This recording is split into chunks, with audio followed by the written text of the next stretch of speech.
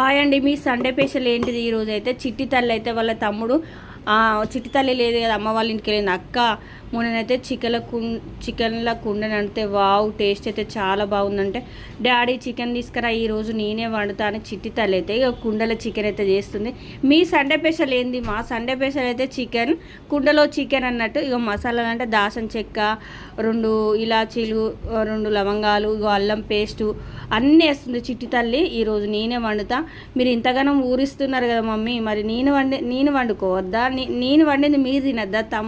ఆ రోజు అయితే డాడీ వండిండు కదా, ఈరోజు నేను వండుతా అని అయితే చిట్టి తల్లి అయితే ఇప్పుడైతే కుండలో చికెన్ చేస్తుంది.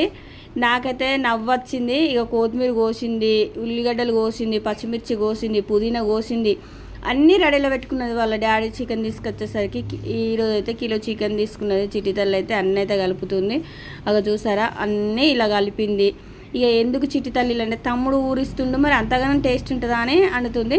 మీకైతే కర్రీ అయినాక కర్రీ కూడా చూపెడతా. చిట్టి తల్లి కోసం అయితే లైక్, షేర్, సబ్స్క్రైబ్ చేసుకోండి. కొత్తగా